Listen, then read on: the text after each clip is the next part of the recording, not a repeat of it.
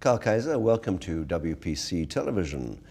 You are a distinguished professor at the Kennedy School at Harvard in the States, but you've also been an advisor on foreign policy to Helmut Schmidt and Gerhard Schröder as well? Willy Brandt and Willy Gerhard Brandt, Schröder. Willy Brandt, going back a long Willy way. Brandt, yeah. Willy Brandt and Helmut Schmidt. What have you taken from this conference? Are you optimistic or pessimistic compared to your expectations?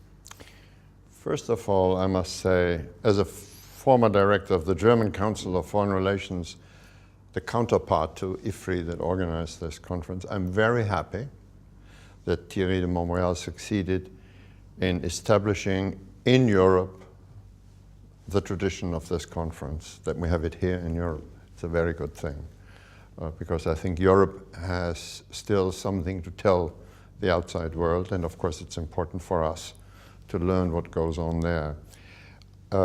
I go away more optimistic because there was one important lesson that came out quite clearly, that in the crises that we had since 2007, 2008, the system of global governance has improved, that the countries, the key countries, have developed new instruments, that we are better prepared for another crisis if it comes. And it's also true that we are insufficiently aware of the progress that we have made.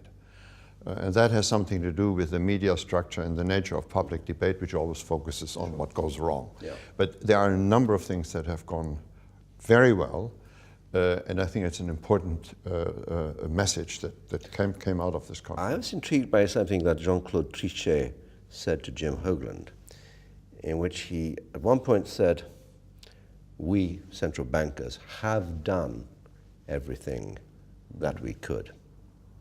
And implicitly, it's now up to the politicians to make things work. And then the sort of follow-up was that perhaps the politicians are not doing it. Now, I presume that Mr. Trichet was talking principally about the Eurozone, the crisis in the Eurozone. But did you get that impression as well? Yes, and here is the greatest challenge, and that is the inherent difficulty of democracies, which have to legitimize everything that they do, including the painful ones, and that is very, very hard. And we have for so many years done the wrong thing, living on the future, passing on burdens to the next generation. We have to reverse the course, and that can only be done by reforming our systems, by a certain amount of austerity. And the reforms are very hard. On top of it, there is a growing imbalance between our old Europe and the emerging countries. In terms of, that came out in the conference quite clearly, we have to increase the competitiveness of Europe. Yes. And that in turn requires reform. Some countries have been successful. Gerhard Schröder, for example, Germany, yes. he did quite well, and even the conservative successor, Angela Merkel, will publicly always acknowledge that thanks to these reforms, Germany is doing better now. But the southern countries in Europe have to do it, and a number of countries have to do this. Painful, hard in democracy, where politicians think in terms of 4 years and re-election. But it has to be done. A final question, turning the geographic focus, as the last panel did at one point, to East Asia, where you do have, it seems to me, the specter of nationalism causing potential problems. Is there something that is controllable, or is there the risk that it goes out of hand? It was a major theme. It came out several times, not only in the last panel. It's one of the great challenges of the coming years, that Asia does not repeat Europe's mistakes in letting growing military power, chauvinism, and territorial disputes erupt into real conflict.